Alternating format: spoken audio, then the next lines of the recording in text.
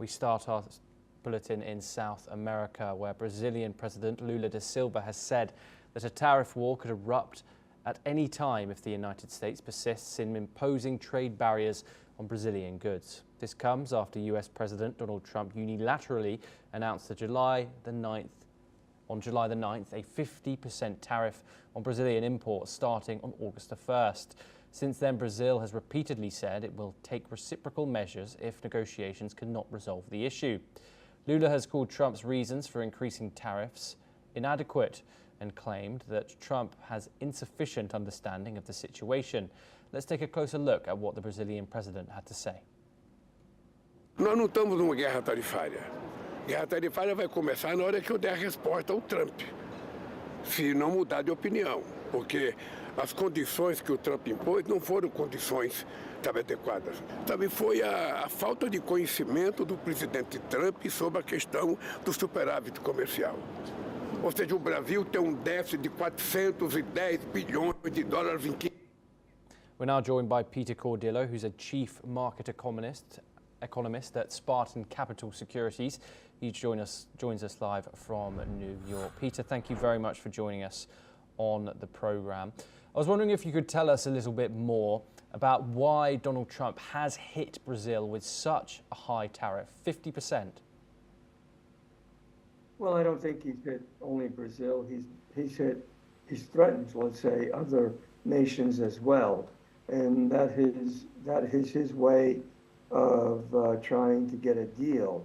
Now, we saw the response from the Brazilian president, which basically she called it blackmail, and of course, that only heats up the situation. But I kind of think that that's probably what these steep tariffs are all about, to heat up the situation, to get dialogue going, and to try to reach to an agreement that will not, where the United States will not impose such steep tariffs. I think that's what we're headed. Now, again, that doesn't mean that we are not, that, August 1st rolls around and that these steep tariffs don't go into effect. I think that's probably going to be the case for most countries.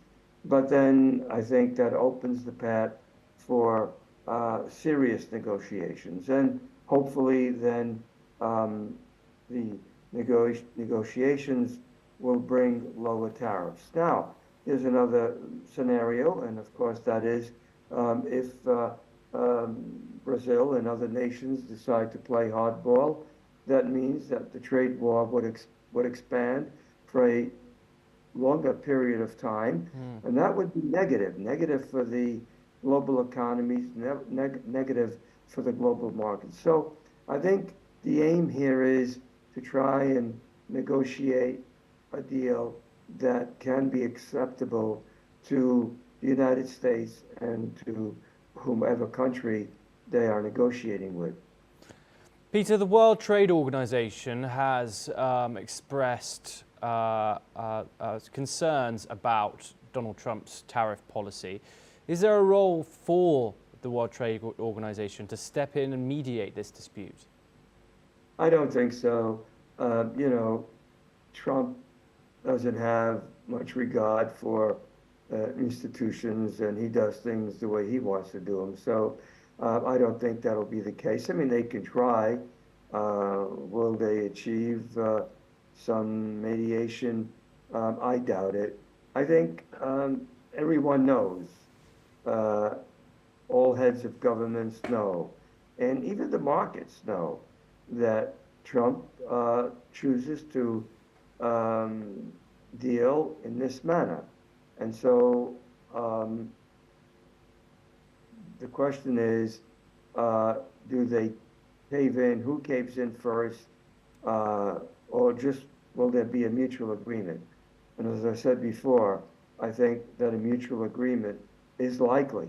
It may not happen, again, it may not happen on August the 1st. It might go in towards the end of August, perhaps even to the end of September. But when the economies begin to suffer, somebody has to blink first. Indeed, Peter. Obviously, Lula's language has been quite aggressive towards the American president. This also came with the likes of Mark Carney. What levers do Lula and Trump have to do right now to de-escalate these tensions, if they're going to happen? Do you suspect that they will? Well, like I said, I think it'll probably get worse before it gets better.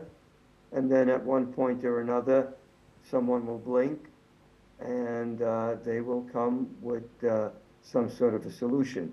You know, we said this time and time again, Trump takes an aggressive position, and that position is the way he feels that nations, that other governments, I should say, will eventually come to some sort of an agreement. So it's just a question of, at this point, to wait and see. Does this mean that the rhetoric back and forth, whether it be from Brazil, whether it be from the EU, whether it be from Canada, whether it be from Mexico, does that mean that this rhetoric is going to tame down? No, I don't think so. It's probably going to get worse as we get closer. Peter, as we know, the United States is the biggest economy in the world. However, what cards can Brazil play in this possible soon-to-be trade war? Well, look, we probably could outlast anyone. There's only one problem, and that is the inflation, the inflationary aspect of tariffs. And that's the reason why the Federal Reserve has yet to cut interest rates. They're waiting to see what the inflation aspect of the tariffs will bring. Some might be very light, others might be very heavy. So how does that impact U.S. economy? Well, from a trade viewpoint, nothing much, really nothing much changes, other than the fact that these higher tariffs will bring inflation, and the cost of the products will be passed on to the consumer.